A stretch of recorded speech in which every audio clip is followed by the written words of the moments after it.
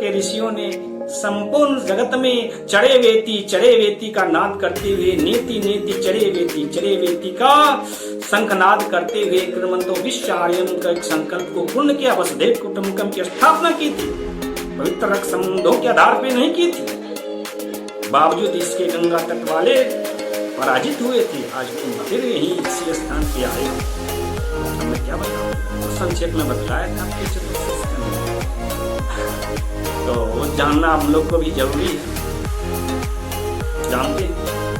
और वही कारण है जिसके कारण आपके समाज में ये जो बच्चा था, ऋषि कुमार था, उसे श्राप दे दिया और उसका संदेश आप तक पहुंचा।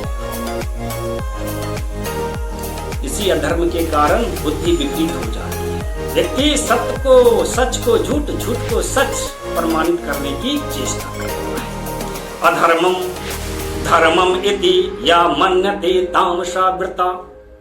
ये तमस की आवृत्ति, परिवेश आपके तामसिक हो गई है। सर्वधान विपरीतांश्च बुद्धि सपार्थ तामसी। इसीलिए बुद्धि सबकी विपरीत होगी, उल्टी बुद्धि होगी। विनाश काल विपरीत बुद्धि, इसीलिए विनाश हो रहा है। राजा को एक जो प्रतिपालक है राजा, उसको एक शिशु ने बाल बच्चा, उसके प्रति कृतज्ञता ज्ञापित करने की अपेक्षा साथ दे रहा है। क्रोध की भावना है उस बालक में। यदि जाति की बात करें तो ऋषि कुमार में। तो अधर्म को जानना जरूरी है।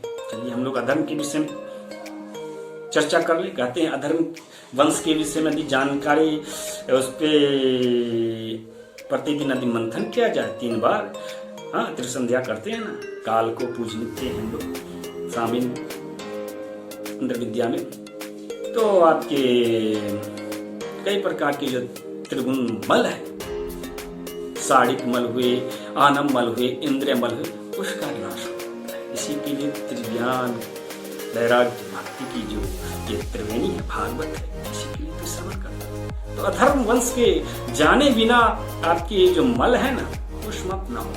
एक रूपक के रूप में प्रस्तुत किया गया है, वो उस रूपक को आप जान लीजिए। उसके माध्यम से आप जान पाइएगा कि किस प्रकार से अधर्म वंश की स्थापना हुई। न जानने के कारण, उसी दोष के कारण आपके राजर्षि परीक्षित जी को इस प्रकार की साप